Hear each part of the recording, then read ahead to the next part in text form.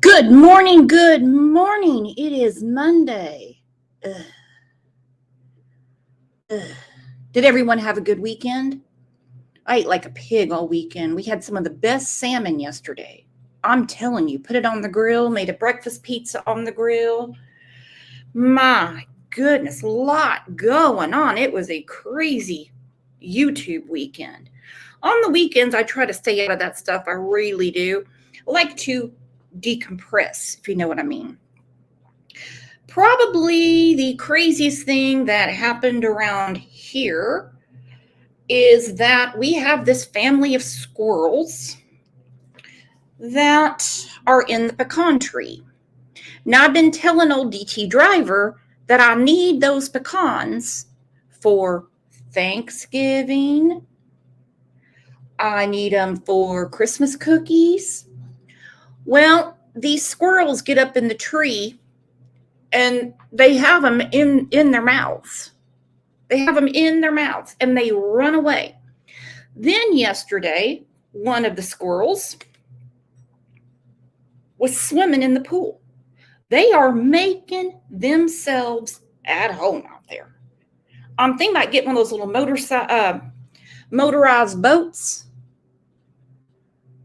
and some skis and make a YouTube video.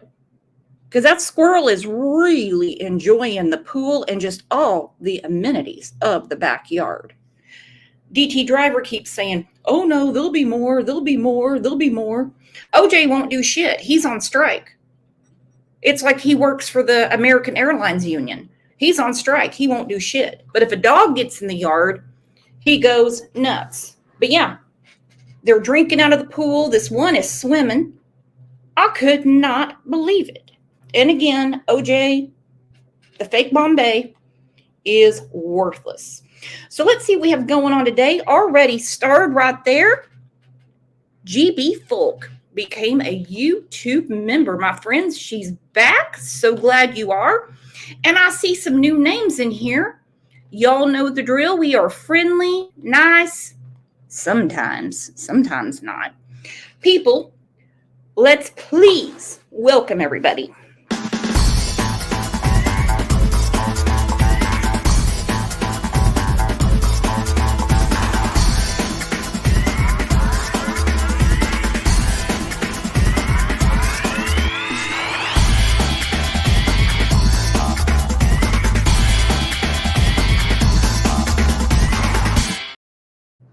Chrissy said, my squirrels go in my pool too. I don't know if you remember Kevin that used to come on the show all the time. He's had a lot of health problems, but he keeps promising he's going to come back and do a show with me. He used to talk about squirrels all the time. I mean, all the time. Chrissy said, my squirrels go in my pool too. Melanie, I have way too many stray cats to enjoy the squirrels. Well, I hate to tell OJ, I hate to tell him, but he used to be a stray. So he needs to kind of get off his high horse and maybe help with the squirrels out there. And here we go. Right off the bat, GB Folk. Man, you're batting it out of the park today. She just gifted a Crime Lines and Lies membership. Who got it? Aaron Hicks. Aaron Hicks was just gifted a Crime Lines and Lies membership. Get your umbrellas.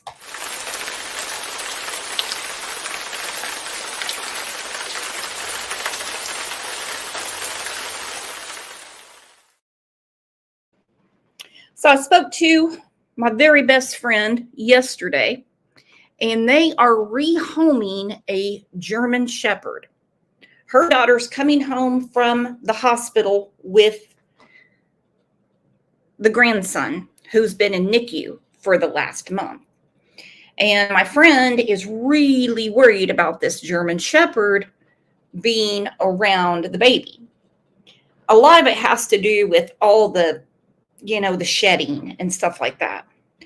So me and DT Driver are considering taking the German Shepherd. His name's Brody. He's 6 years old, so he's out of the puppy stage. But fake Bombay is not out of the I hate dog stage. So we have that hurdle. Also, he's never been fixed. Now, my next door neighbor, who we kind of get along and sometimes we don't, has a female dog that is not fixed. And the last thing I want to do is be granddog-in-law parents with my neighbor, if you know what I mean. So there's a lot of things to consider.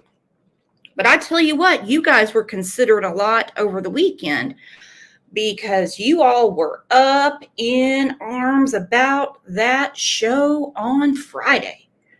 Man, y'all were pissed.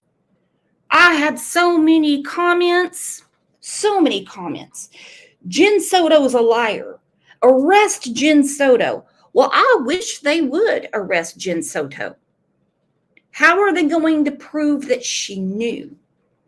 The only thing I can think of, well, it'd be text messages and so on and so forth.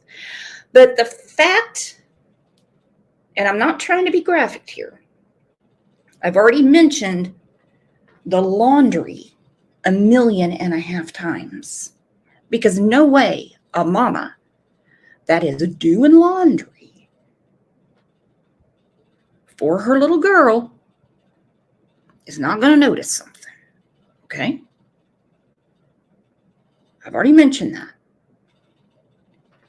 But the night of her murder, confirmed she was murdered, she sent them upstairs to room number 4 to sleep.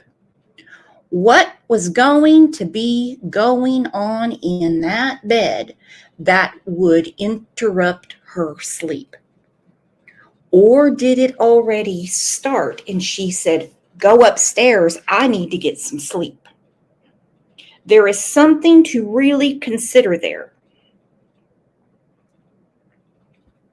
There is something to really consider there. All Madeline was going to do was go to sleep and get up and get ready for school the next day. The insomniac, Stefan, if he's going to be up and down all night, tell him, go upstairs, play your video game, read a book, whatever, play on your phone. I don't give a shit, but I've got to get some sleep. But she sent them both out of the room. That, to me, is definitely circumstantial, but considering she was murdered that night, I would think some DA could prosecute her. Let's get to your comments.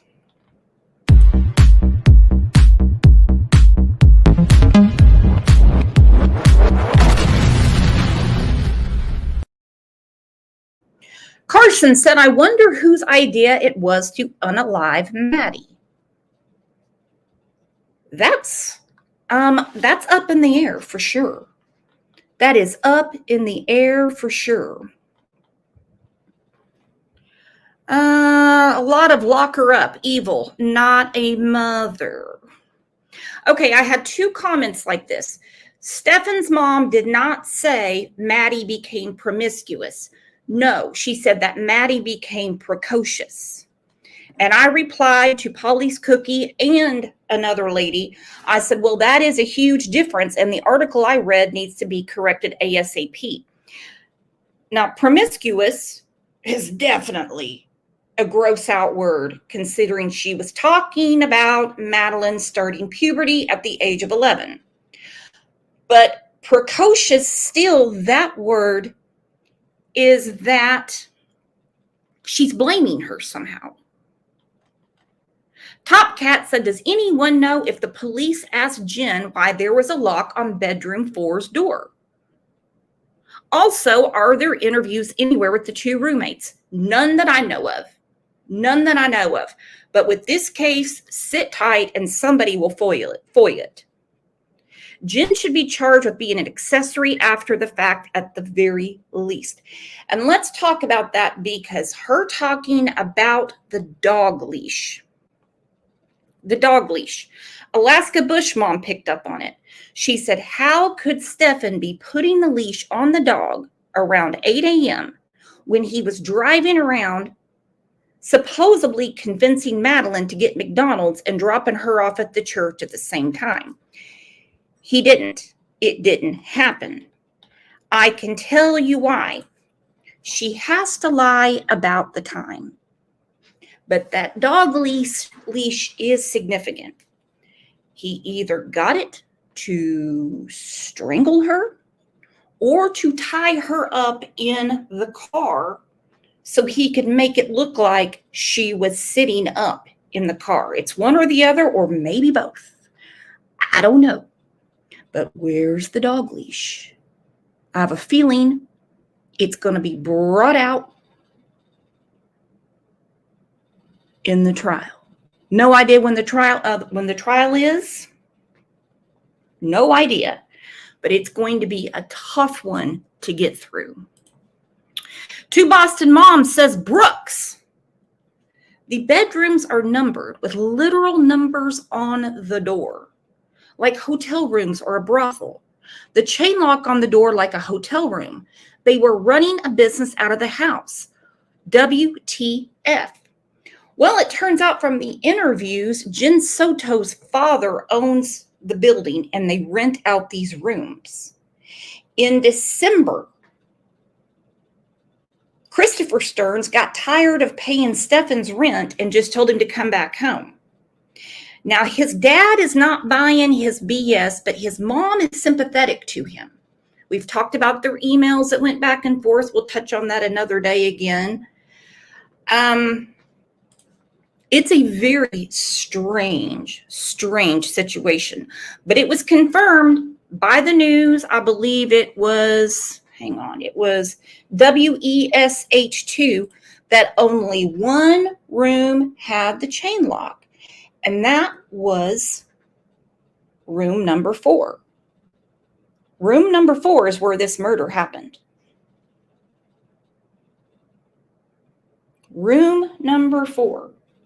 And every time I see the door now, I just, to think what she went through. And her mother sent her up there.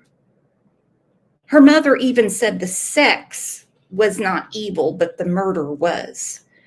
Listen, sex with a child is not consensual, and there is nothing loving about it. Let's go through that article again, and then we are going to talk about Mr. Disney's parents. Somebody, everybody, a few turned a blind eye. This started at the age of 8 years old. 8 years old. We come up with the whole ADHD,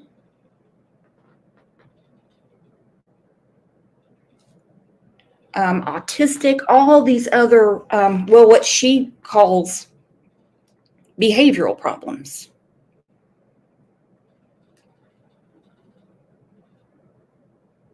But she never asked the right questions, or she knew the answer already. Evidence reveals more details about Madeline Soto. West 2's Bob Hazen has been going through the disturbing new evidence all morning and learned that investigators say Maddie's mother defended the man accused of killing her daughter. She defended him. She defended him. She even got a hold of his dad and said, get him an attorney, in all caps, exclamation marks. This is important. They found images. Now, I've read 2 different articles. One said they found images.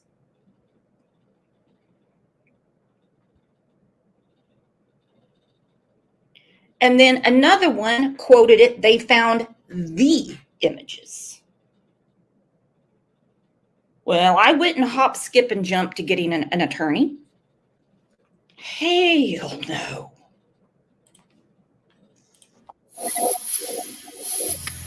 In these documents, detectives say she didn't just defend Stephen Stearns, she also suggested the sexual abuse was, quote, not evil. So she never made it. That is Madeline's mom, Jennifer, talking with deputies, her boyfriend, Stephen Stearns, by her side.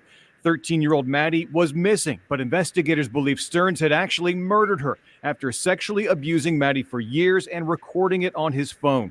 New evidence released by the state attorney's office. Okay, let's look at the room again. Okay, I see a refrigerator. Looks like a stick of Old Spice. It's a nasty-ass looking room. I don't know what that thing is over there. It looks like a microphone. Someone said that black tube is lube. I don't know. Somebody reported that there was a dildo found in there. I don't know. I don't know what the hell that is. Is that pistachios or something on the top? That's one creepy ass looking room to me. Okay. State attorney's office includes these pictures of a room in their home, room number 4. Okay, room number 4 has the chain lock.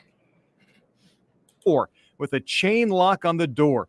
The night before Maddie vanished, Jennifer Soto told investigators she sent her daughter to that room to go to bed alone with Stearns. I needed some sleep, so I asked, hey, can you guys go to the guest bedroom upstairs? She never saw Maddie alive. But she's not telling the truth. Room number 4 with the chain lock isn't a guest bedroom. It's his bedroom. And as you can see, when he moved out in December, because his dad was tired of paying the rent on room number 4, she did not re-rent it out. Who knows what she told her father about why he wasn't getting rent on room number 4. But she kept the room exactly the way it was. Live again. And during the search, she said nothing had seemed strange, but did offer this bit of information. She did recently tell Stephen that she had a crush on a boy. The evidence also includes details of Soto's interview with detectives after Stearns was arrested and on the day that Maddie's body was found. It says she defended Stearns, and while she denied knowing about ongoing sexual abuse, she, quote, even at one point referred to the sex stuff as not evil. The sex stuff as not evil. Are you kidding me? To me, that's an admission of guilt. That is saying that she was okay with it. In my book, Rexy said, I don't think she sent them upstairs at all.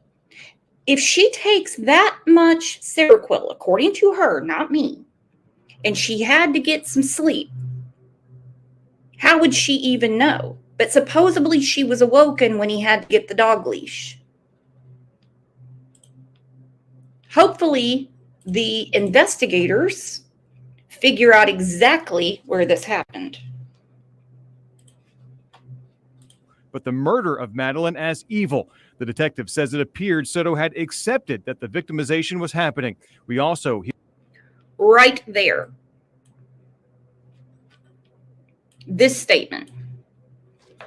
The investigator, the detective, it appeared to me that she has already accepted that the victimization, I can't talk, was happening, and her emotion appeared fictitious. Woo! Lock her up. Boom. Boom. It appeared to me that she had already accepted that the victimization was happening and her emotions appeared fictitious. To the point that she messaged his father and said, get him an attorney. They found images. We also hear Stearns himself trying to explain why his phone's memory was wiped out before handing it over to investigators. I don't know what the heck I did, but somehow during the massive OS update, I managed to factory reset my phone. And they talked to Stearns' father, Chris, who said his son had a history of lying to them and his story didn't add up. Before I left the house the other night,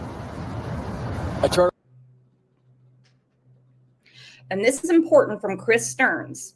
Before I left the house the other night, I turned to my wife and said, do we really know Stefan? Can we honestly say we really know him? He also said these two deadbeats can never keep a job. Who's the ultimate enabler here?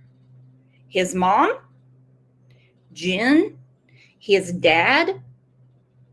Her dad that was renting out rooms?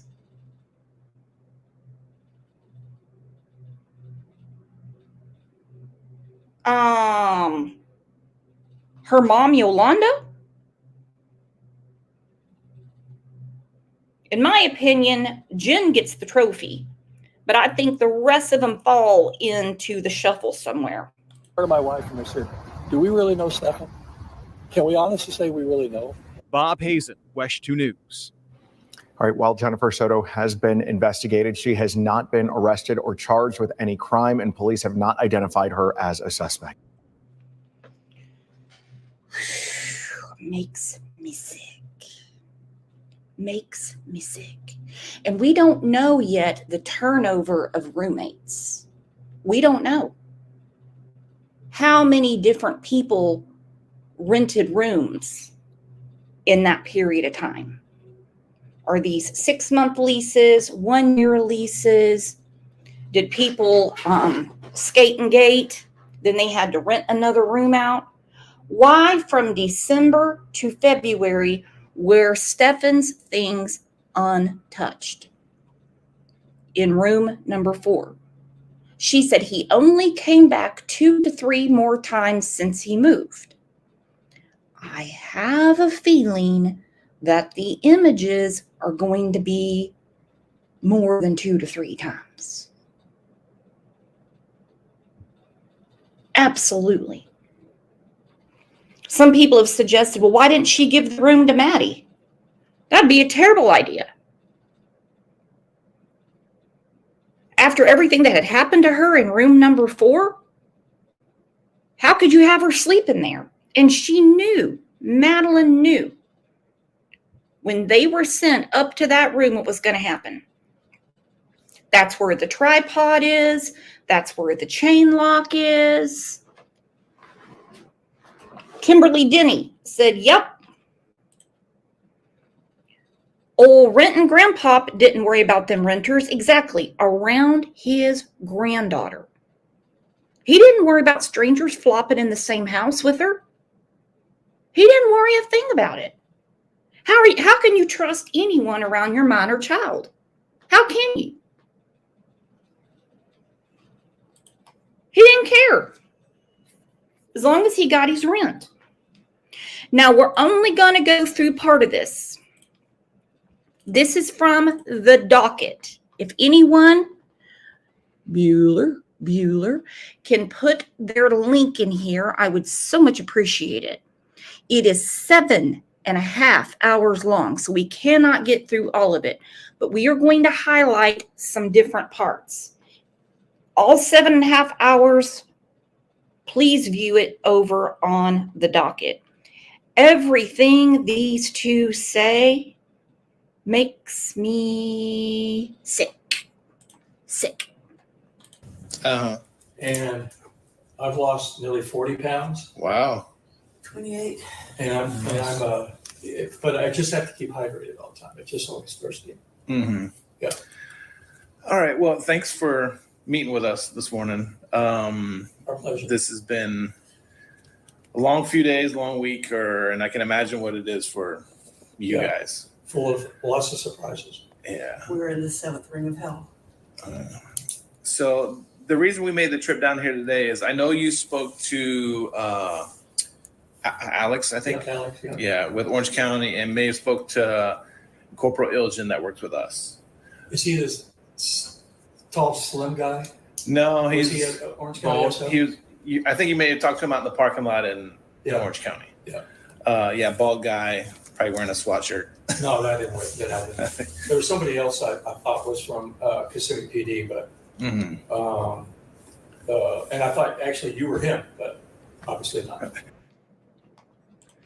Okay, dipshits. It's important to remember who you have been talking to. At this point, they had a really good idea that Stefan is up to his eyeballs in probably the death penalty. And nobody gives a shit about your weight loss. Nobody. No one. So You're gonna look at it. I appreciate it.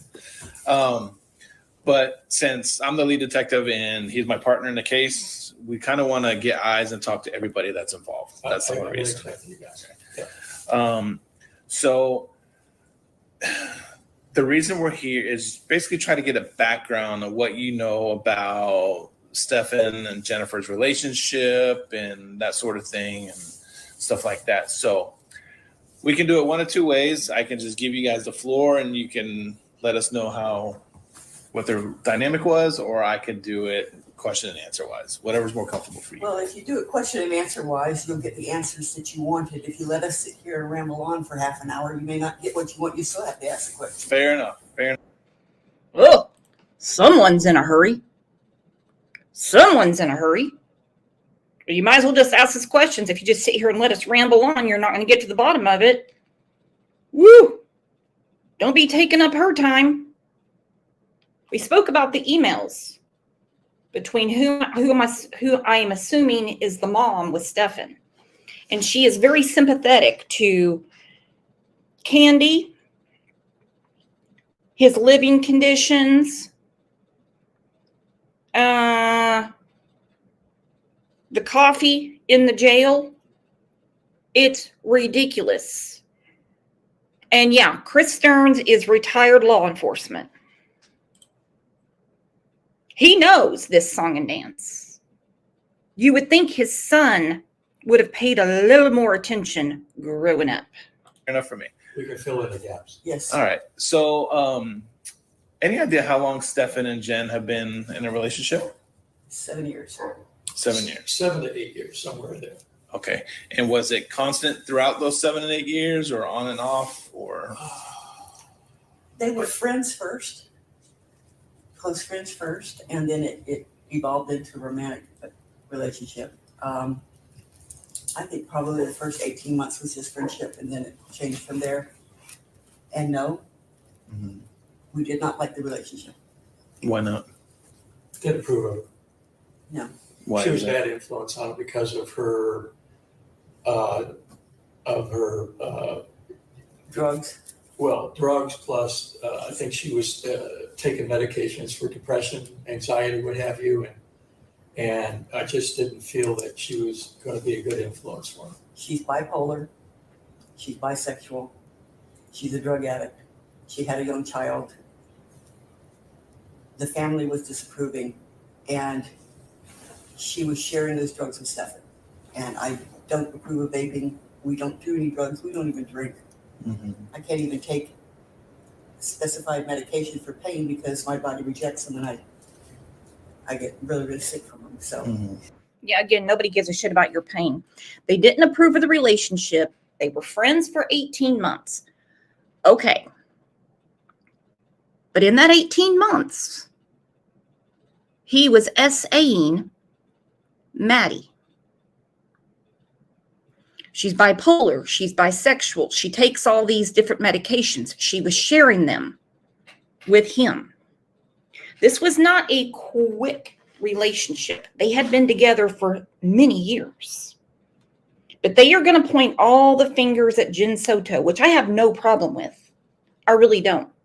Because their opinion of the relationship is not the evidence, but she needs to be looked into more. She really does. And just because they say right now there's no charges against Jen Soto does not mean that someday there won't be. They might be just trying to squeeze out every morsel of information they can from her.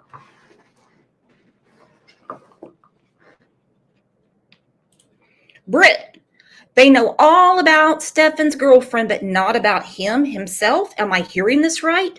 Brooks, they know Jen more than their own son. Make it make sense, Britt. Exactly. Chris Stearns says to his wife, the poodle lady, he says, do we even know Stefan? But they know all of this about Jen. All of it. I mean, we threw up at her surgery on Tylenol. Wow. So it's And they were both they slept all the time. Yeah. And you know, we had a hard enough time dealing with Stefan sleeping all the time, and now he's got a relationship with somebody else that does it as well. It's like they were feeding off of each other, and none of it in a positive way. And that's why I disapprove. I disapprove of a lot of Stefan's. Well, that's the only people. thing. Yeah, only thing her mother and I approved of together was the fact that we didn't approve of the relationship, because if Jen started spiraling down one of her holes of depression, she took Stefan with him. Mm-hmm. If he was depressed, he brought her in, and it was just always like a balancing act with those two. It's not good. It's not a good dynamic. You know, when you said they were always sleeping like constantly, Yeah. were they taking medicine to go sleeping, or they were just They were baked out. Yeah. Well, Stefan has a sleeping disorder, sleep apnea. So. Okay, Jen Soto says insomnia. His dad says sleep apnea. So again, on the night of Madeline's murder, why not just send him to another room? Saying, look, I don't want you getting up and down all night. I don't want you getting up and down all night. So he has all these sleeping disorders, but they say they sleep all the time. How can you be an insomniac, sleep apnea, and all that stuff, yet you sleep all the time? No. It doesn't make sense. He's been tested for it, and his he would be up all night and sleep all day. okay. Type of deal. And we really didn't have that much physical interaction with them. Mm-hmm. These are things that we just observed from a distance, and trying to talk to Stefan at times, but we just really didn't have any social activity with him to speak of. When Stefan would be here in town, like what would his routine be? Is he a homebody, or? He locked himself in his room, and we would see him maybe once in a while, tell him dinner's ready, but he was constantly in his room all the time. He was painting his little minis for Warhammer. Yeah, he's He obsessed spent a with lot all of that time stuff. doing. Oh, dear God. He would just lock himself in his room and would come out when dinner was ready. Grown man. He would paint his little Warhammer minis. The hell? What the hell? Who's funding all these hobbies? Who? Doing that. A lot of time learning the new books as they came out. A lot of time online. He did go play Warhammer with the guys once a week. Tried to get him to go to the beach. Tried to get him to go to church. Tried to get him to go shooting with us. No. Did he give an excuse why that he He wouldn't want just to didn't feel go? like it. Just no motivation. And he walked around with Jen on the phone on FaceTime all the time. I would be in the kitchen. I would look up and I would see Jen, and she's like, oh. And I look at her and her eyes are on. So I said, Jen, are you baked? And she says, oh, yeah. I'm like, And this is recently or that throughout was the in years? the last few weeks, yeah. That was in the last few weeks. They're always baked. Someone said vaped. Someone said vaped. Mrs. O, hang on. Ooh-wee, Mrs. O. 12-year-old behavior. Now, there are some adults out there that have something called, failure to launch. They live at home. Their parents have no problem with it. They still wait on mom to get dinner ready, pick up their laundry and everything.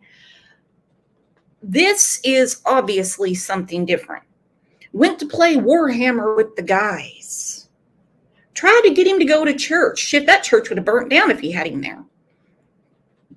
Tried to get him to go to the beach, but he was working on his Warhammer minis. You have got to be kidding me. I'd have dropped his ass off every day at the nearest warehouse and said, I'll pick you up in 9 hours.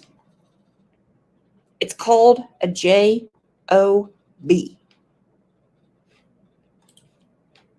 Okay.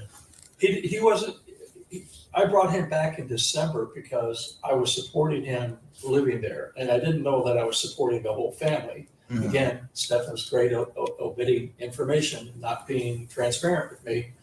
And I just reached a point. I said, I can't afford to have you working for Disney. Mhm. And there's always a deficit in his budget for one reason or another. But somehow he had expensive toys and what have you. Where the money came for that, he needed it after he arrived here. Packages were arriving. I said, well, I'm not giving him any money. Where the hell is it? Stefan, it's money I saved. And I said, you're going, Bohica. You know what Bohica is? It's an acronym. Bend over, here it comes again. Mhm. And, he called me up and said, well, I'm short in funds. Can you, sell me $150, send him that. But meanwhile, now he's telling me he's got money in savings, which I didn't believe. Mhm. Let's have a talk about that. Dad already knows he's full of BS. Dad already knows. So we're getting these packages arriving at their home. Stefan is saying, I've got money in savings. Anyone think that he was sharing images from his phone? The dad makes it clear. He thought he was paying for one room for Stefan. But it come to find out, he said, I was supporting the whole family. Yeah. I will not be surprised if it comes out later that Homeland Security is neck deep in this and they don't bust a ring. A ring. 2 Boston moms sharing images or having men come there to room number 4. Yeah. Money just doesn't fall off of trees. It doesn't work that way. The dad's perplexed. I can just imagine the detective hearing all these packages are showing up. He's got money for Warhammer. The dad says, I'm not giving him any money. The dad's wanting him to get off his ass and go to work. How was he making money? Because Jen doesn't have any money. So where the money was coming from, I have no idea. But these packages just kept arriving. When you would support him, how would you get him money? I sell it. Okay. And I paid him, Juan charged Jen rent, and then in November of 2022, the reason why I know that because I looked it up the other day. I said, how far back have I been paying rent there? But he started charging Stefan rent, even though he was sharing a room with Jen. Mm-hmm. And then they decided that they weren't going to be in a relationship anymore. And he took over a full room, and now I had to pay $600. And so this just kept escalating. He wasn't taking care of his car. I was waiting for that shoe to drop. So finally, I said, I can't afford you to live there anymore, and I moved him back here. Mm-hmm. And I thought, we had hoped that the year that he had spent at Disney, that he had matured and was now, accepting responsibility and had a disciplined routine, and that I could bring him back here and help him maybe develop into something with a better career path than working for Disney forever and not getting anywhere, because at $30,000 a year, he couldn't support himself if he wanted to live on his own. Right. And that turned out to be a huge disappointment because he fell right back into his same MO. Locked himself in his room, wouldn't help us around the house. And we were like on eggshells because when he was here, it was always tension because of his sleep disorder and the dogs obviously are not the quietest things in the world. Right. And, you know, they have their routine. We have our routine. So we let them out in the evening and it's chaos with them. We let them out in the morning, it's chaos. But for the most of the time, they're at feeding time. They're quiet, you know. Mhm. But again, that would disturb them and didn't want to cause a flare up with them. So when it would disturb him with the dogs, was that during the daytime or was him Oh. trying to sleep at night? Oh, it could be any time. Oh, And okay. if anybody comes to the door, get a package, a rat farts in the yard, doesn't matter, they hear it. Mhm. I So have if a- he's sleeping during the day and we're doing our daily routine, you know, there's going to be disruption. If I come in the house, they're going, hey, I'm home, you know, the alarm bark. Mhm. Right. So, but you know, I would just hope that, you know, he was soundly sleeping and that he would just sleep through it. But occasionally you would hear him bark down from me.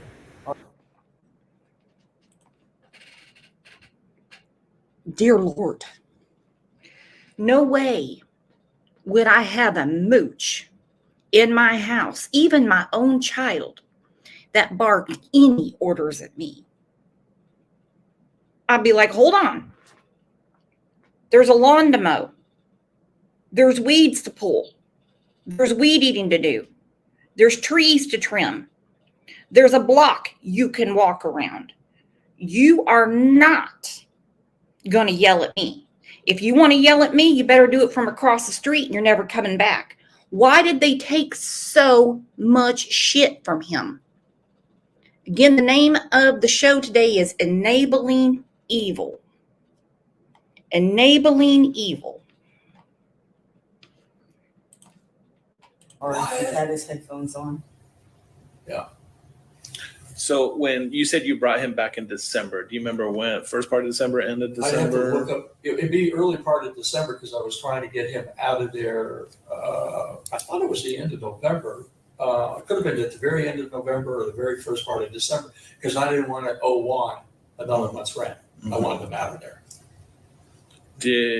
But did he mention if they were split up at that time or if they were still? Well, they were supposed to be officially broken up. Mhm. Did he ever say why they broke up? They just, well, I mean, Yeah. yes and no. I mean, Jen told me as recently as last week, she didn't want him as a partner. Mhm. She realized that he was not going to be a good partner, but I assume that they both recognized that they wanted to go their separate ways. And I would say that occurred several months before because there was one time he mentioned he was socializing with somebody at Disney and that didn't go over well or something. She didn't like that. So So I told Well, that would do it. She decided she didn't want him as a partner. I could hear her weird ass talking like that too. Oh, he's just not going to be a good partner. Well, what gave you that clue, Jen? Why'd you let him back in the house? You said 2 to 3 times after December. Now, Stefan's parents, kind of write this off as a friends with benefits situation. His mother emphasizes that her son was sexually frustrated. Disgusting.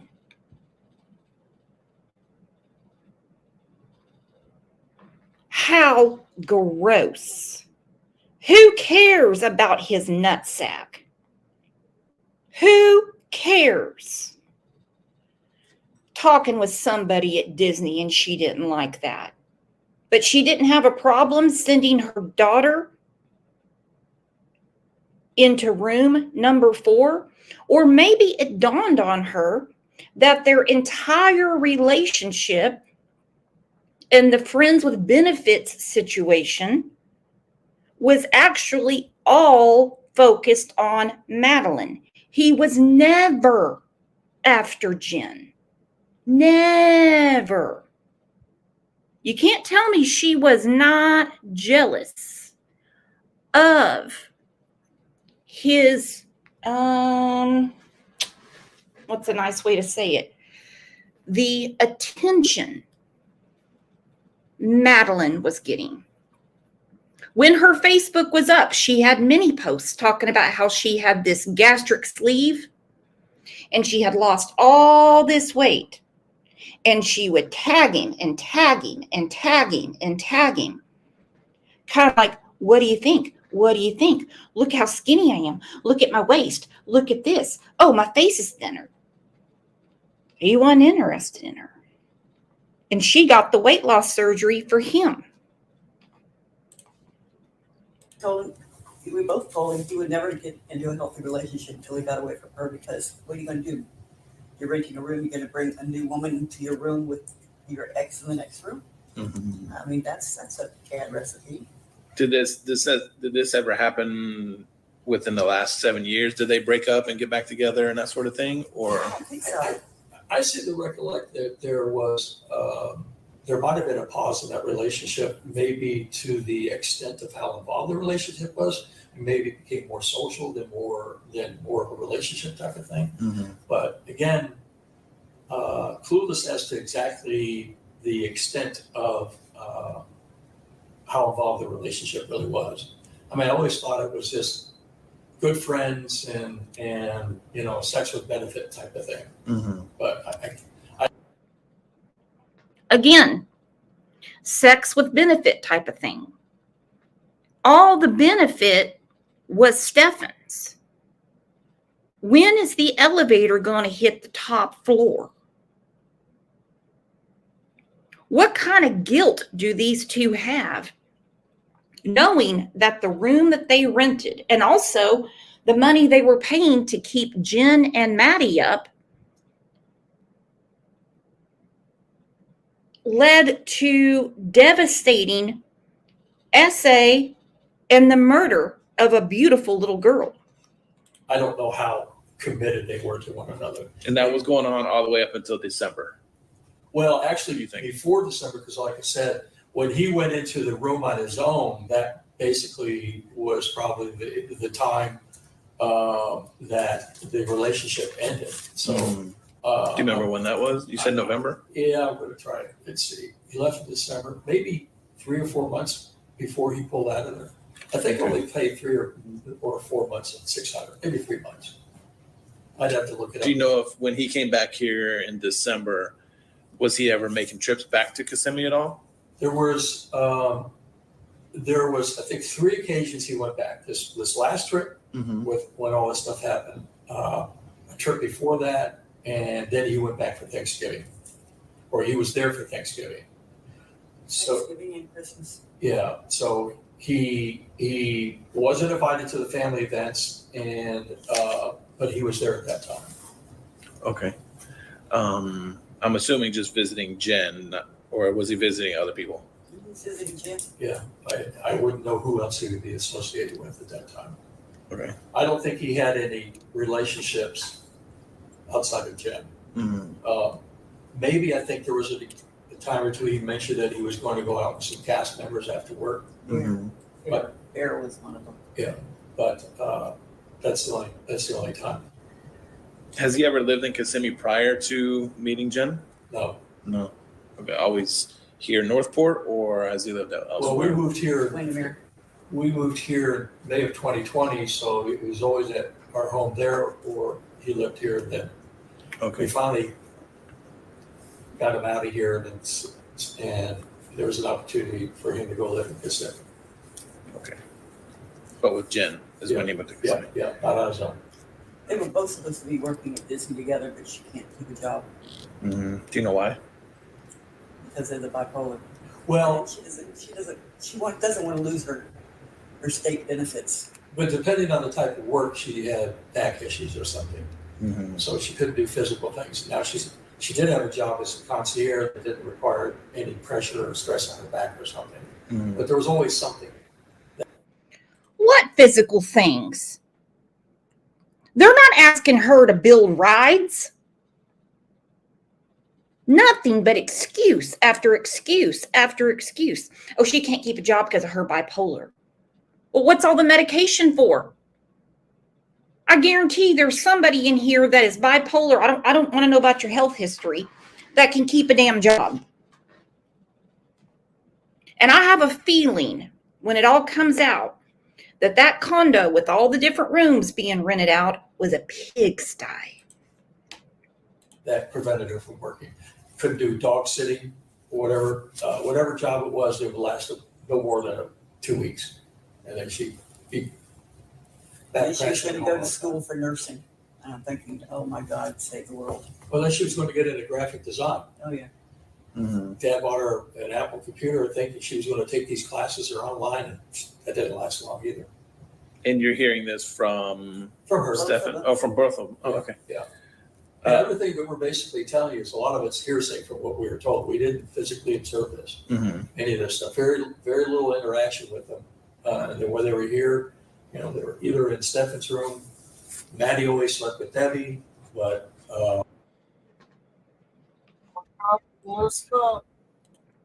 Hold on. Maddie always slept with Debbie. she had back issues or something. So she couldn't do physical things. And now she did have a job as a concierge that didn't require any pressure or stress on her back or something. But there was always something that prevented her from working. Couldn't do dog sitting or whatever job it was. It would last no more than 2 weeks, and then she'd be back. And she was going to go to school for nursing, and I'm thinking, oh my God, save the world. Well, then she was going to get into graphic design. Oh yeah. Dad bought her an Apple computer thinking she was going to take these classes or online, and that didn't last long either. But that Apple computer was used for videos. And you're hearing this from her. Stefan? Oh, from both of them. Oh, okay. Yeah. And everything that we're basically telling you is a lot of it's hearsay from what we were told. We didn't physically observe this, any of this stuff. Very, very little interaction with them. And then when they were here, they were either in Stefan's room. Maddie always slept with Debbie, but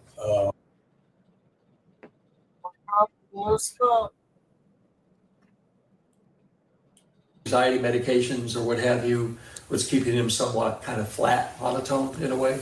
Nothing upbeat about it. And then, matter of factly, I had a flat tire.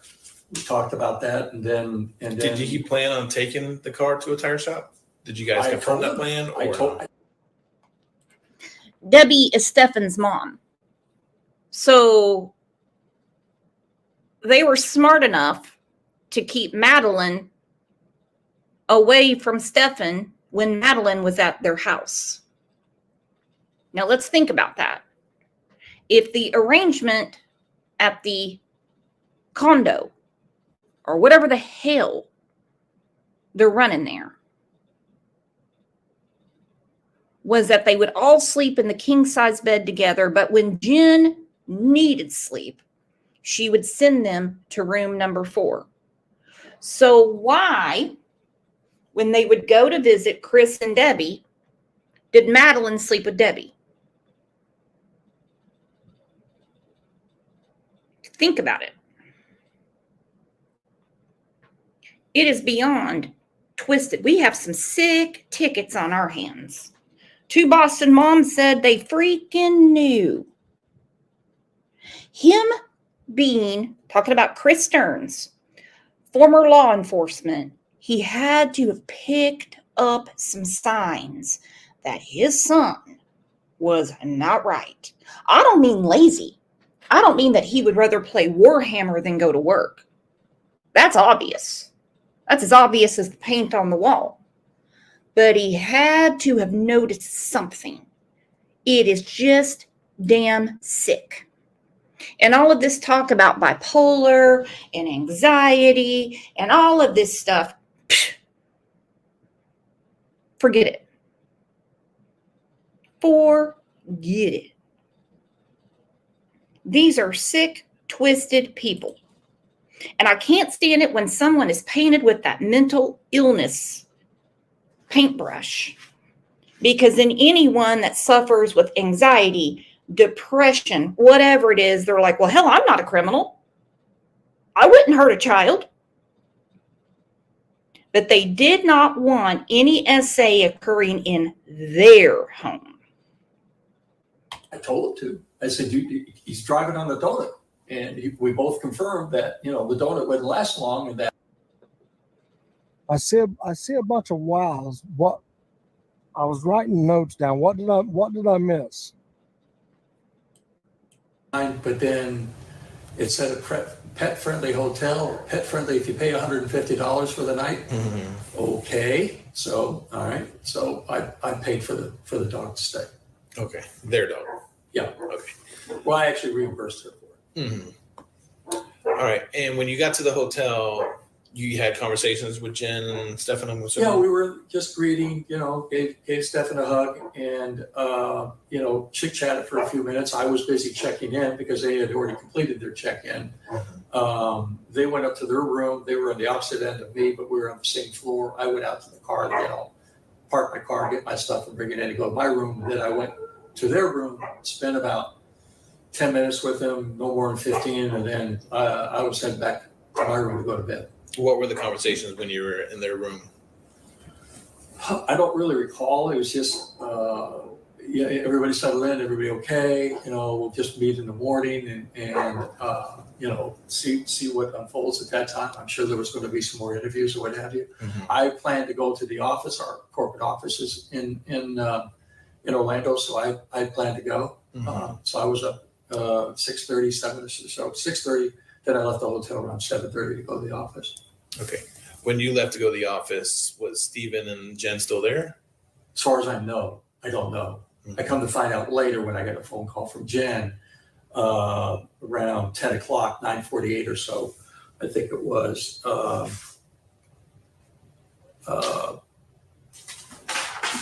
9:49, she called me. It lasted for about a minute to ask me if Stefan was with me.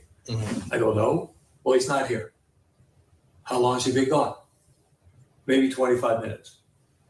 I said, okay, well, all right, maybe he's out running around, whatever. So then I get a call from her about at 10:17. Don't recall what that conversation was about. Then there was another call, 10:47. And I think, matter of fact, I'm trying to recall what time we talked about his not being there. And then I called back and said, I told her, I said, go down to the lobby. If he was gone for 25 minutes, go down to the lobby. Maybe he's down there. Seemed logical. And then after I hung up, I called her back and said, are your car keys there? And she said, no. I said, okay, interesting. So then I get a call back from her later saying that the detective had called and said they were going to come over within the hour to visit with them. And I said, okay, I'm on my way. So I left the office and drove over there and thinking, well, he's going to be in a world of hurt if he's not there when they come back because they'll probably put a bolo out on him. And then just decided to arrest him because he's wandering around. What's he doing? So when you got back, was he there? No, he didn't show up for another 15 or 20 minutes. Okay. And then do you know if Jen's car has a GPS in it? Nav system? It does, yes. Okay, well, that's part of his lie. So, he came back in and said, well. Okay, the dad's already putting it together. He better be there. He better be there because they're going to put a bolo out on him. He can't be out wandering around. If you're suspected of a crime, you need to be readily available for the police or have an attorney to deal with it. So there's a GPS on Jen's car. The police have confided this into Chris and Debbie. Did Stefan know, or was the GPS part of the plan? That's going to be very interesting to find out. Now, the closed captions say part of his life, but it's actually what he said. That's part of his lie. He goes, so he came back in and he said, well, let's hear it. I got lost in the back roads of Disney, no GPS and what have you. And I didn't think about this till later. I thought, wait a minute, Jen's got a newer car. Most of them have a GPS system in it. So because he didn't have a phone, and obviously he didn't have hers, he was trying to wind his way back to the hotel, but couldn't because he didn't have a GPS when in fact he did have a GPS. Now there was talks of that he may have came here that morning. Well, so when I finally got in to see Alex Wednesday evening, he said, "What exit do you get off at when you come back to Northport?" Tested my exit numbers, and I said, "I think it's 179, Toledo Blade." And he said, "Did you know that Stefan was in Northport at 7:45 that morning?" I said, "Really?" No, I didn't. Then I later learned it was really 6:30ish, which meant that, and I had my timeline all screwed up. I thought they departed their room at 3:30 when in fact it was more like 2:30. So I was thinking, gosh, I just went to bed, and then he turned around and got out of there and went down to Northport. But when I learned about that, I couldn't imagine why. And then Alex is telling me, well, we have information that he went to your storage unit. So that led us down a rat hole, and then I found out that was completely wrong. That access storage facility had been accessed for 2 weeks. And that was me going to put the lock back on that I had incorrectly relocked my unit 2 weeks ago, now almost 3 weeks ago. So that was wrong. The time of his entering Northport was wrong. It was really an hour earlier, hour and 15 minutes earlier, and he never went access the storage unit. So I'm sitting there thinking, well, he must have been really disappointed if he was coming to this house because he couldn't get in the front door, and that door was locked. And he knew that that if he came in, chances are he would put the dogs on high alert and set them off, which would have got her up. And I asked her, I said, what would you have done if Stefan was standing in the middle of the house and you weren't expecting him? It's like, what are you doing here? And God knows what would have taken place at that point and why he was here. Dad? Why are you here? Why did I go to Orlando? Because I can tell you the amount of time I spent with him aggregately. 3 occasions, it was a total of 30, 35 minutes. It's the amount of time that I had spent with him. Because when he got back to that hotel room, the both of them went back to bed and they slept. And there was no winking the dead.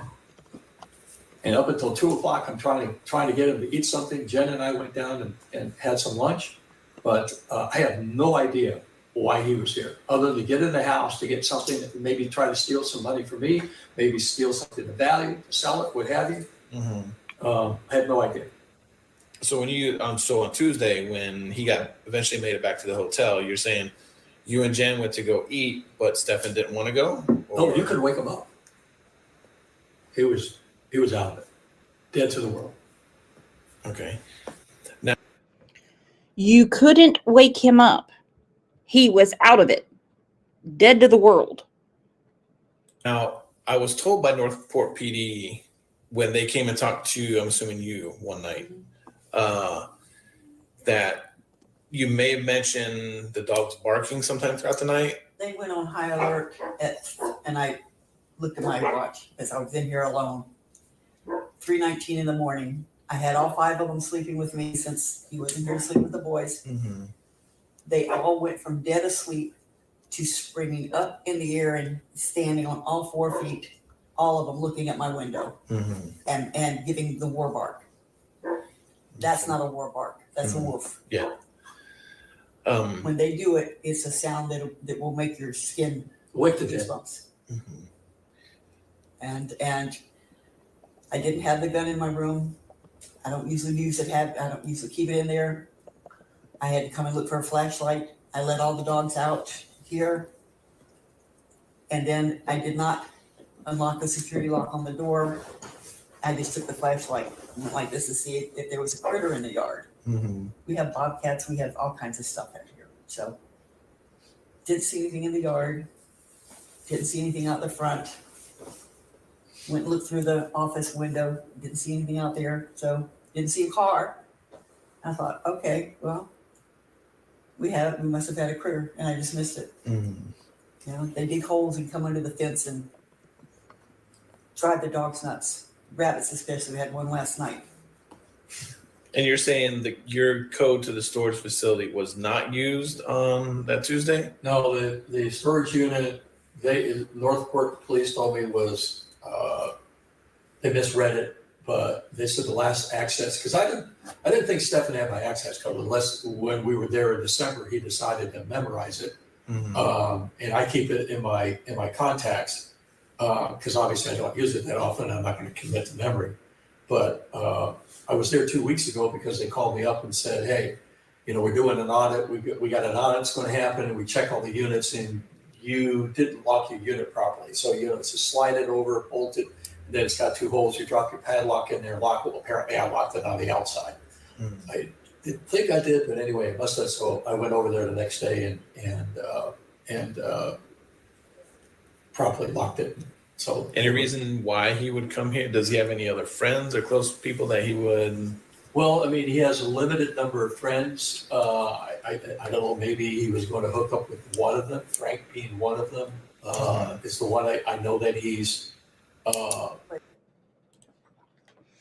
Okay, so if he has a limited number of friends, obviously he didn't, because I believe, in my opinion, the cool word to say is allegedly, for him to have this money, I think it was from selling images. And this Warhammer thing is not cheap at all. So if he has a limited number of friends, who is he playing all the Warhammer with? Let's take a second and let's thank our friend Baby Kisses and our friend PJ for gifting Crime Lines and Lies memberships. If you were gifted memberships, say thank you to them. And you're going to love it here.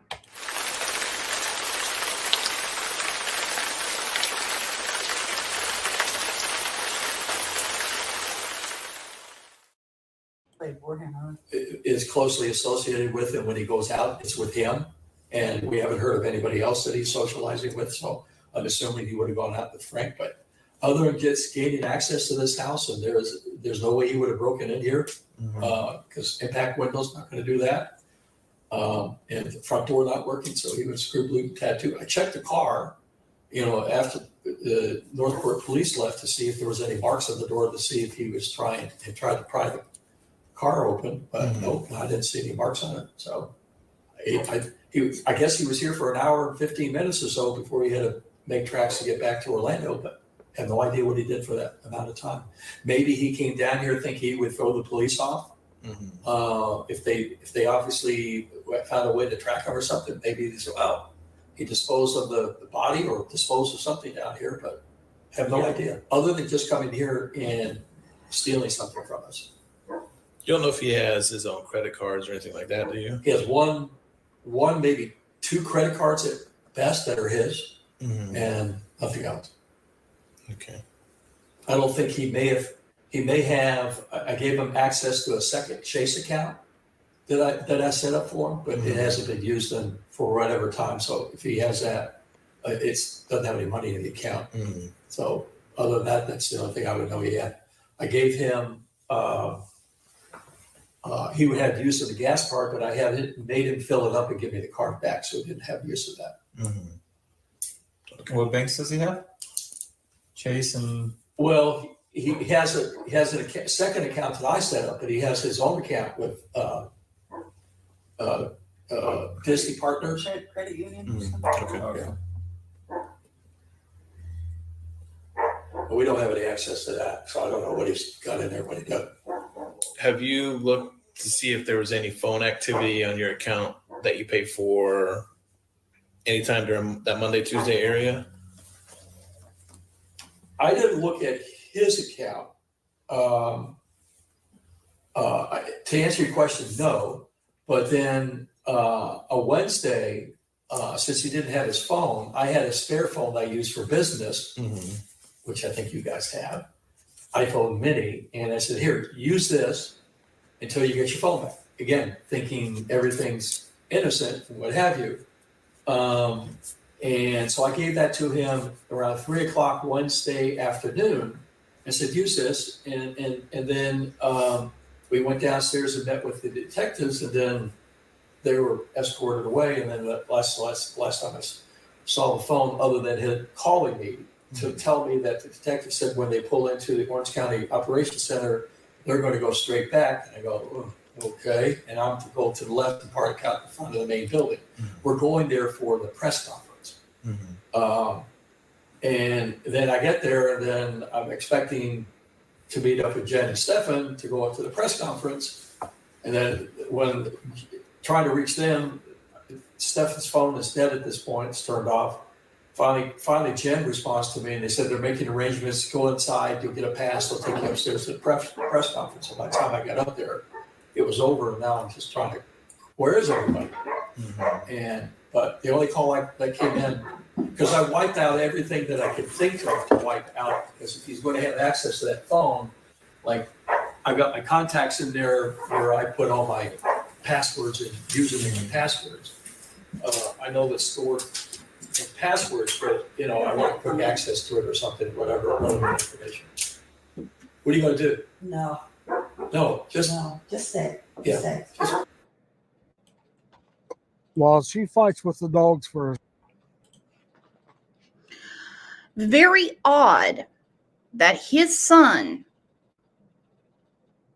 is definitely at this point suspected in the disappearance of Madeline Soto. That his father, and I'm not saying his father's a part of it, it just goes back to the enabling of evil, that he would loan him his phone, but he made sure to clear out important things, passwords and stuff like that. So we're seeing a little bit of what I would call learned behavior.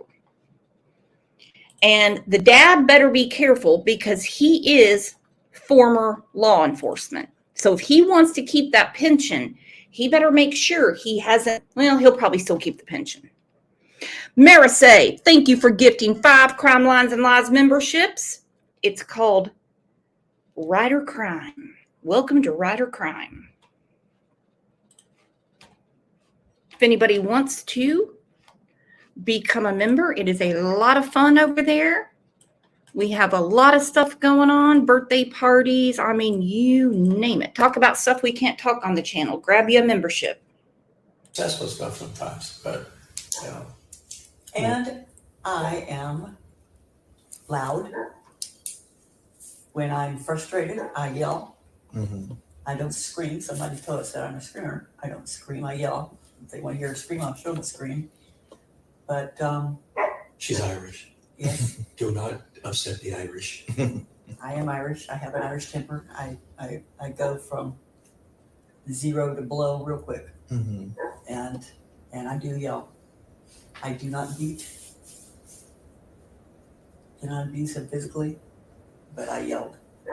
Most of the time I'd be yelling from one room to another, but I yell. A former DI in the Air Force. Yeah. And she tried that on me very early in our marriage, and I said, "No, sorry, I'm not going to fall for that."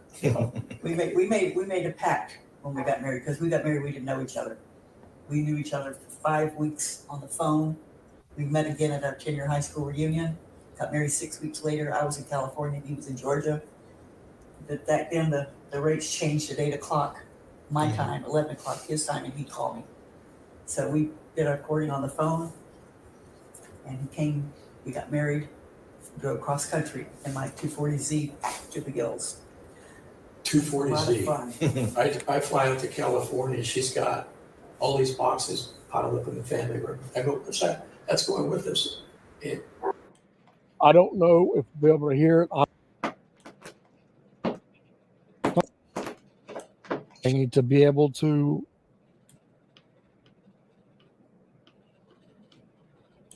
or suspect on the date of the disappearance.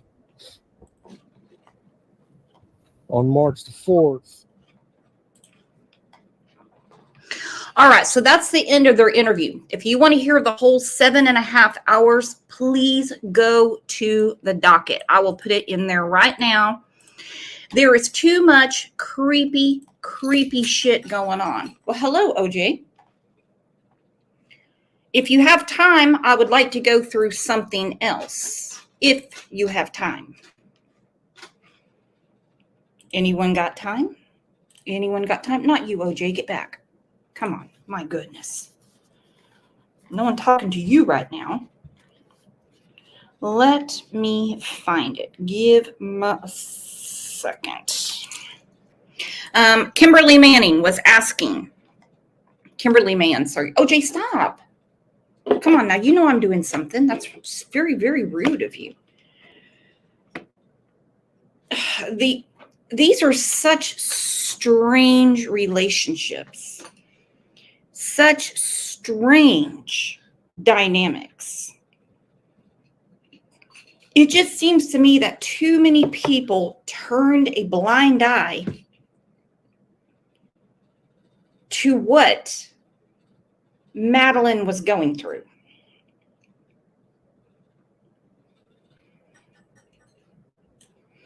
And I agree 100% with Police Off the Cuff. Would love to have him on the show. I would love it.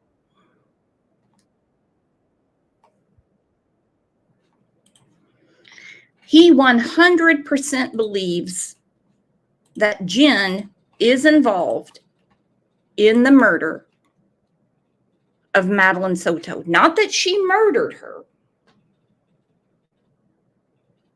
Not that she murdered her, but that she was a facilitator. Look at that. Stephanie, probably. Look at that. So grateful for 8 months in this community. So happy you are here. So much for investigators. You know, it's many folks, as I covered this case right from the beginning, many people would just, they just couldn't accept that the mother was involved in any possible way. And I find it difficult to believe that she wasn't involved. How was this going on in her home? And a mother has a sixth sense, or else, as the doctor here was speaking about, chose to ignore it for reasons. Could it have been money? Could it have been that she felt her daughter was a rival to her in the attention from Stefan Stearns? When he said this, it gave me chills. It put my brain on a totally different path. Did she look at her daughter as a rival? Was she jealous of the attention she was getting from Stefan Stearns? It's hard for any of us to wrap our minds around this because we want our children treated like gold. We want them in all the classes, all the activities. We want them to do 100 times better than us, but they are never our rivals. They're never our rivals. We always want our children to do better. What happened to Madeline is beyond sick because she was served up on a silver platter and all the signs were there. Every sign was there. Who did the laundry for 5 years? I couldn't believe somebody was in here trying to argue with me one day going, I bet Stefan did the laundry the whole time. I'm like, oh, shut up. Shut up. I wouldn't be surprised if the roommates didn't do the laundry at sometimes. They had a community laundry room. Did she consider her a rival? Could it have been that she was just didn't want to break up the relationship? We all saw this, the picture from when she was interviewed. And most of that stuff was, so many body language. People read her body language. And was she telling the truth? How did she not know? All of those things come into play here.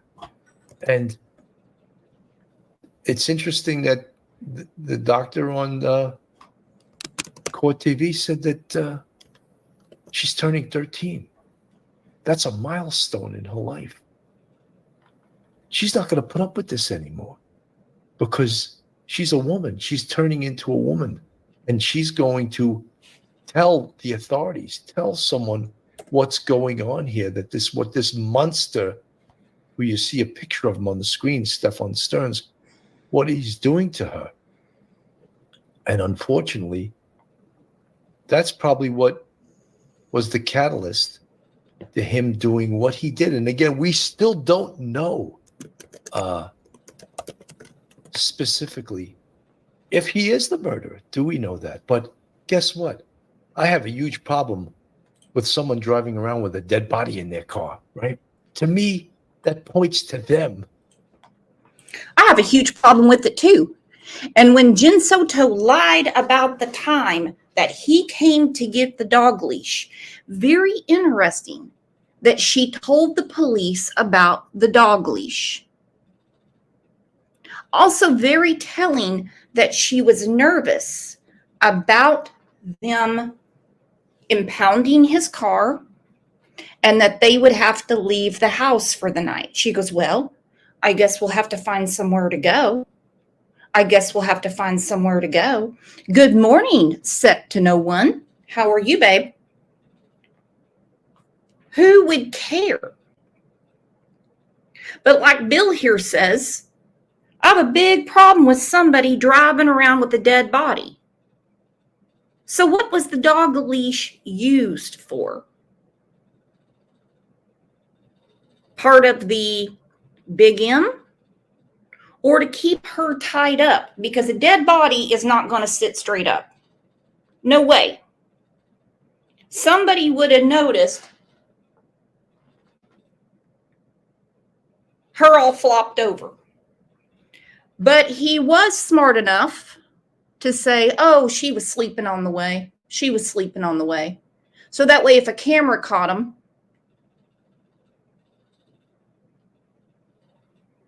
they would just buy his line of bullshit. No, they didn't.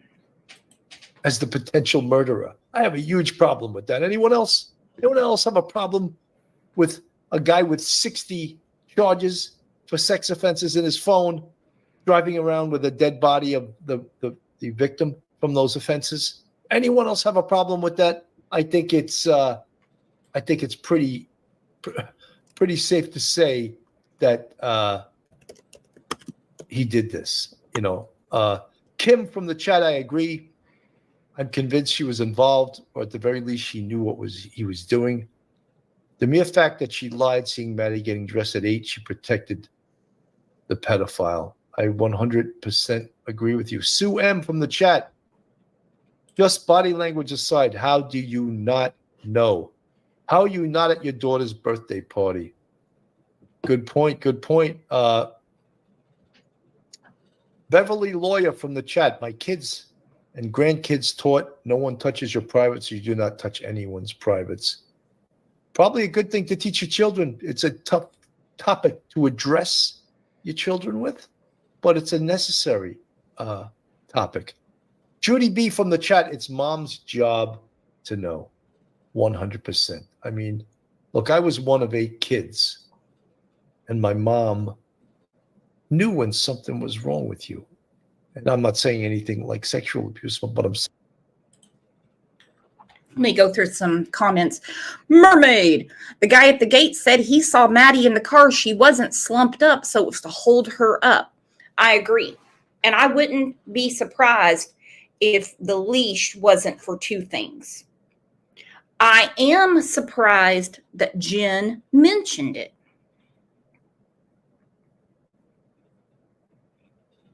Jen also made a point not to go to that birthday party. She doesn't care about work. This woman can't keep a job. You think she gives a rat's ass about going to work? No. She's just not wired that way. She couldn't even show up to walk dogs for people. She made a point not to be at that birthday party. Stefan was readily available. Then she's so exhausted from work, as if she's building a railroad. She says, oh, You guys go upstairs so I can get some sleep. What is a 13-year-old girl going to do to keep you up all night? 13 is a milestone. Well, in my book, every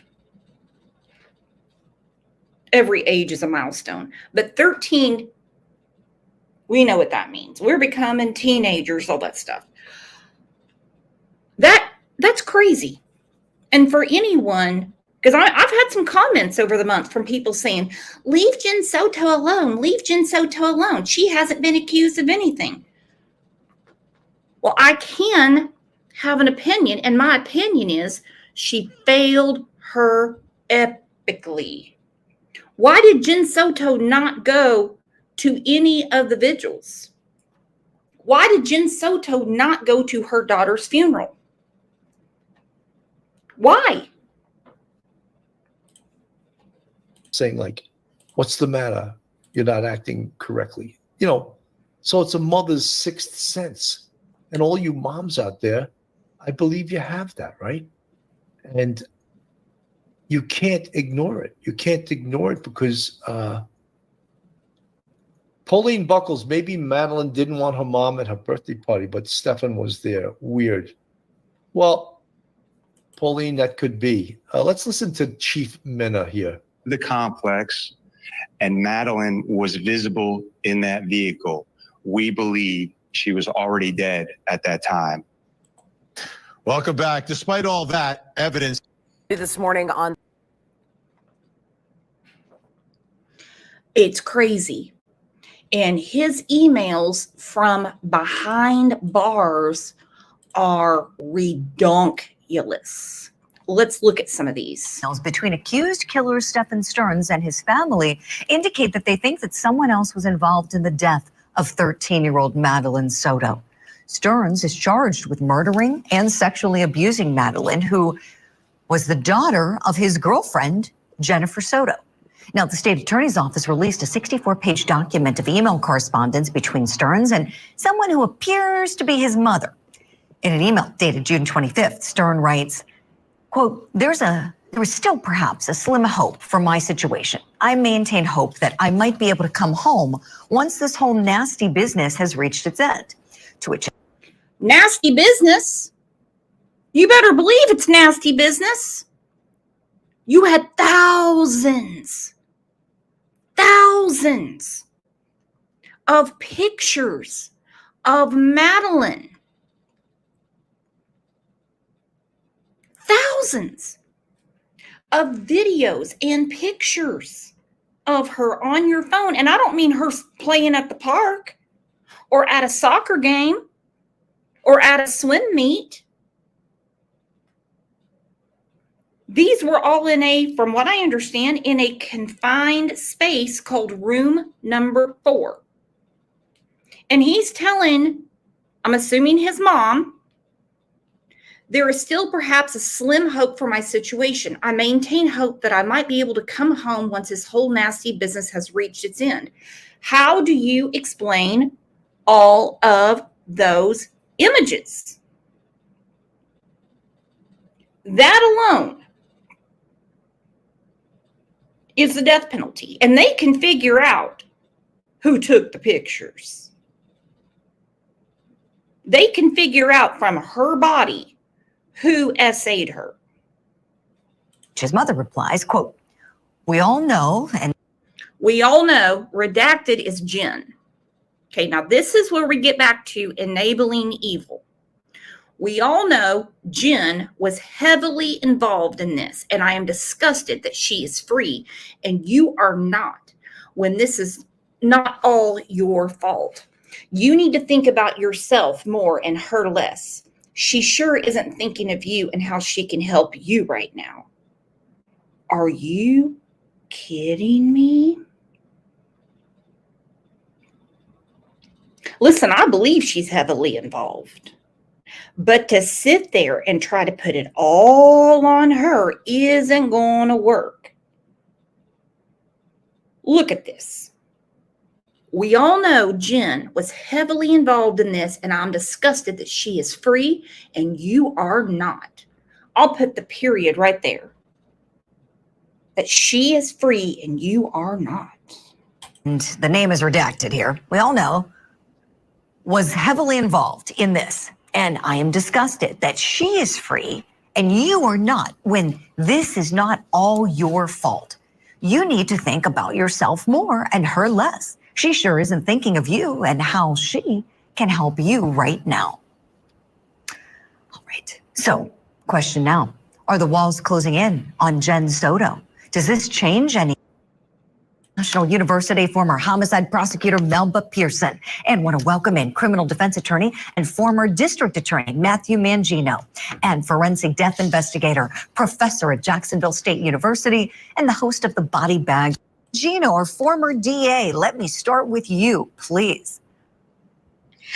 Well, these emails appear to be maybe self-serving. This is an exchange between, Stearns and his mother. They indicate that somebody else is involved. They don't completely say, hey, you're not at fault. Somebody may share in responsibility here. But don't forget, there's videotape from his camera of Stearns sexually assaulting Soto. So it's not as though he has no responsibility here, but, the police have investigated this matter and put a lot of work into this. And I think if Jen Soto was going to be charged, she would have already been charged in this case. Okay, the fair point, Matthew. Thank you for that. And we really don't even know. And that's the $64,000 question. He's a former DA. And he says, if she was going to be charged, I would think she would already be charged in this case. What are they looking for? Are they just not wanting to piss away time with a misdemeanor for neglect and endangerment? Can they not prove that she knew about the SA? Because that would be jail time. Are they letting her get cool in her shoes so they can milk more information out of her? Because even a lie tells investigators something. I know some people don't understand that, and that's fine. I didn't either until I was watching a show. I think it was that Lieutenant Joe Kindit or whatever. He said the lies are actually easier because you can navigate through those. It's when they are trying to emphasize the truth. You know that they're covering. But the lies, even if they sit there and lie to you, you can figure it out. It's almost like playing checkers in reverse.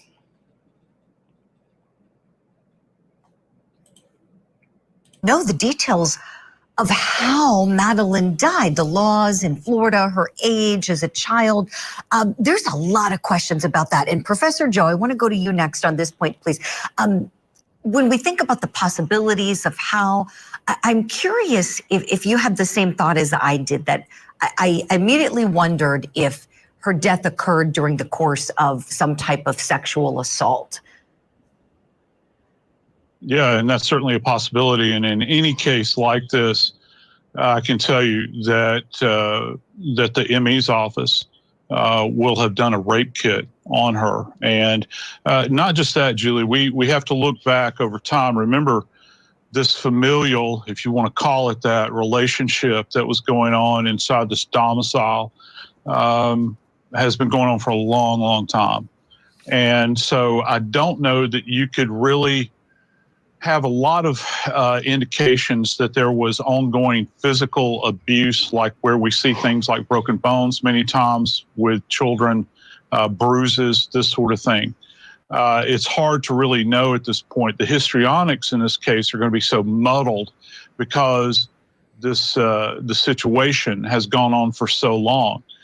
Did he fly into a rage at that moment in time and take her life? And I think that when all is said and done and it is revealed specifically what was done to this child, many things will come to light and we'll see how horrific this is.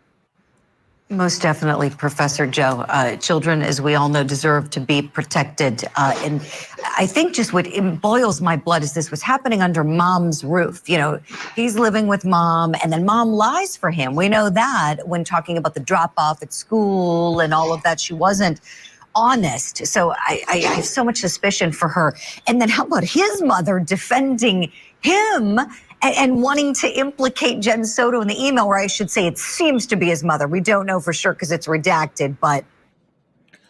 That's the thing. That's the balls of a burglar right there. You know that your son is in jail. At this point, you know Maddie is dead. Maddie has been murdered. You know at this point, he drove around with her dead body in the car. You know that. I would want Jen Soto in jail too. I would want Jen Soto in jail too. But as much as she loves her child, I'd want him kept in jail. Because the harm he did to Madeline can never be undone. She was murdered. She was thrown out in a field, not far from Santa's house, by the way, who was arrested for CP.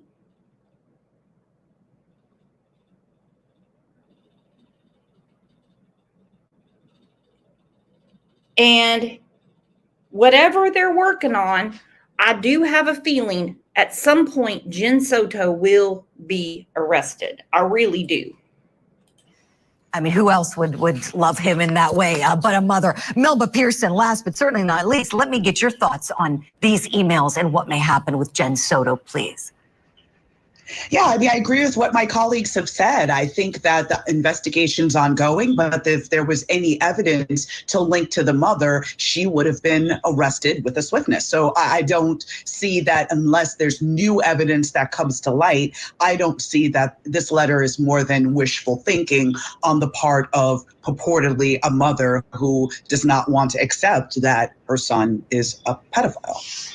Exactly, Melba. Sicko Stearns is what I call him after all of that evidence, as Matthew Mangino referenced. I mean, there was, just a plethora of sick, disgusting evidence that police say they found on his phone showing the abuse of Madeline, photos, videos. I mean, it is just unconscionable what happened to this precious child.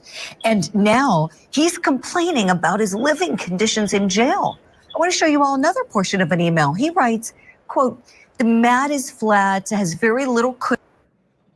The mat is flat and has very little cushion left. The cell is small, filthy, and has some spots on the wall that appear to be bloody fingerprints. Sounds like room number 4 to me. You should be right at home, because you had a cracker box of a room that was nothing but filth. The mat is flat and has very little cushion left. The cell is small and has some spots on the wall that appear to be bloody fingerprints. Well, then you're in hog heaven, Mr. Disney. Cushion left. The cell is small, filthy, has some spots on the wall that appear to be bloody fingerprints. Blah, blah, blah. He's complaining about his situation. And we've heard complaints from him before, haven't we? Take a listen. Temperature was down. Temperature was like a degree or 2 lower. He seriously is complaining. Well, my core temperature was down, so it was like a degree or 2 lower than it should have been. Anyone concerned? Anyone? Sure. Wow. Regularly sleeping on bare metal. The first night I was on a concrete floor with a roll of toilet paper for a pillow and nothing else. Begging for. And the old sheriff up there, the deputy, shaking his head no. It's not because he feels sorry that Mr. Disney had to use toilet paper for a pillow, he's shaking his head at the absolute gall that he has the nerve to even complain.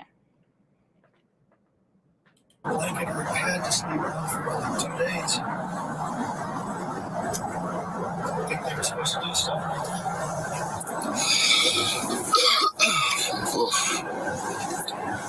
That sounds rough, man. That sounds rough, man. That sounds rough, man. Oh, you wonder what the sheriff's deputy is really thinking. I wonder if he's thinking, I'm having a hard time feeling sorry for this guy based on the allegations that we know. Let's bring back in our power panel. Matthew Mangino, back to you. Your thoughts, please. Well, this sounds, a bit like a spoiled little boy. He's exchanging emails with his mother that, I hope to come home soon. The place is not very nice. No kidding. You're in jail. You've been charged with sexual assault and murder of a 13-year-old.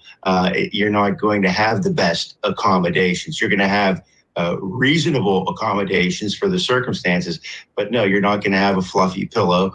They're not going to come in and scrub the walls every day. And it's going to be noisy because there are a lot of other people who committed crimes who are sitting in the same facility that you are. So, it's sour grapes from a guy who just doesn't get it, who's a reprehensible, at least we know from videotape, sexual assault of a child and complaining about his living conditions. No sympathy here. I'm with you, Matthew. No sympathy. Professor Joe, no sympathy. Is that what you say as well? Yeah, insert sarcasm. He's a real Count of Monte Cristo, isn't he? Having to live out this existence that he currently finds himself in. I think that it goes to a bigger idea that many people, and I'll say that very, very broadly here, have given him a lot of latitude throughout his life, perhaps, that he thinks that he's entitled to certain things. And I'll leave it at that. Like what you're saying there, Professor Joe. We'll have to leave it there for time's sake, but great comments from you all as per usual. Professor, we got to say goodbye to you. Thank you. What makes him think he's entitled to anything? He's lucky there was that much toilet paper on that toilet paper roll, which probably feels like a JCPenney's catalog when you wipe your ass with it. He's lucky there was that much on it. He will not take accountability. Now, we have seen some other cases. Most recently, Adam Montgomery, where they had to take him out of New Hampshire and take him to Virginia because, well, the other prisoners just weren't that nice to him. They couldn't protect him. If they opened up that cell door and let him go to the yard, they'd be bringing more than milkshakes. They would never be able to protect him. It's a code with these criminals. Believe it or not, they have a moral standard that you don't mess with kids. You don't. It's even been proposed in some areas to have a totally separate prison for anyone that has harmed a child. I say no. No. No. Let them face the wolves. Let them. Let them. Yo, Adam Montgomery, yeah, he got it big time up there in New Hampshire. So bad they had to take him to the infirmary and had to move his ass down to Virginia. Now, good luck when they all find out what he did to Harmony when he's there. Not allegedly. He was already convicted. All right, guys, that's all I've got for today, but I will see you back here tomorrow. Is everyone going to be here? Anyone? Hope to see you all back here tomorrow at 9 a.m. You are the absolute best. I mean, hell, you put up with me.